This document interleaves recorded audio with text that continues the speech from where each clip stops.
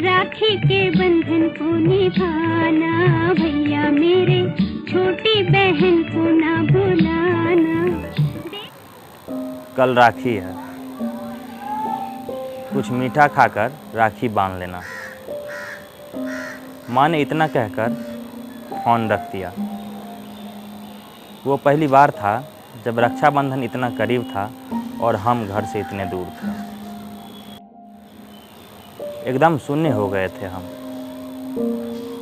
Zero हो गए थे। हमारा हर एक नस लग रहा था कि सब एक साथ ही रुक गया। जी कर रहा था चुपचाप एकदम गहरी नींद में सो जाएं। आज किसी से बातों नहीं करेंगे हम, मन ही मन एकदम ठान लिए थे।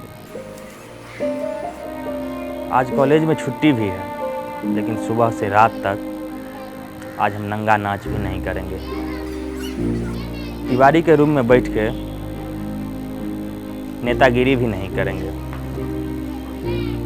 ऐसे ढेरों प्लान था जो हमने बनाए थे, लेकिन क्या करें, कुछ भी सोच लें, कितना भी सोच लें, मन मान ही नहीं रहा था।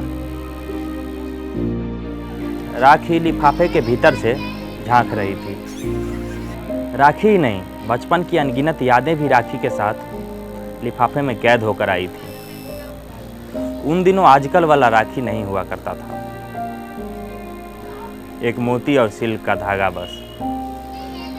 उस समय तो एक बड़ा सा फूल होता था जो एक मोटे से रेशम के धागे पे बंधा हुआ रहता था। हमको पूरे मोहल्ले में ना 5 जगह राखी बंधवाना होता था। एकदम बिल्कुल कलाई से कहनी तक बिल्कुल गचागच भर जाता था हमारा। मम्मी से 20 रुपया मांगकर जो बहन को देते थे ना, पूरा दिन एकदम मन हरियर रहता था, मानो कुबेर का कोई खजाना दे दिए हो बहन को। शाम तक राखी हाथ से खुलकर बैग के सबसे सुरक्षित चेन में भी पहुंच जाता था हमारा, क्योंकि अगले सुबह स्कूल भी जाना होता था ना हमें, जहां राखी के रंग, रूप और आकार पर तकनीकी विश्लेषण किया जाना होता था, जो लड़ाई के दृष्टिकोण से अत्यंत उपयोगी था। फिर मास्टर जी को खुराक भी देने का बहाना होना चाहिए था ना। कहानी वाला बात पर हमको पूरा यकीन था, राखी बंधवाने के साथ ही हम शूरवीर हो जाएंगे, फिर हमसे कोई जीत भी नहीं पाएगा। लेकिन सालों बाद एक क्षण के आगे जैसे ही सब कुछ हार बैठे हों। बहन के दिल में भी आज मेरे ना होने का उतना ही टीस थी, लेकिन बहुत से बहन किसी और ही मिट्टी की बनी होती है, जो सब कुछ चुपचाप झेल लेने की आदी होती है। मुझे मालूम था, सहेली को नए कपड़ों में संवरता देख आज उसका मन भी बहुत मचल रहा होगा, लेकिन उसे किसी से कोई शिकायत नहीं थी। उसने उसी राखी से आज अपने मन को बांध लिया था जो बेकाबू होकर मुझ तक आ रही थी।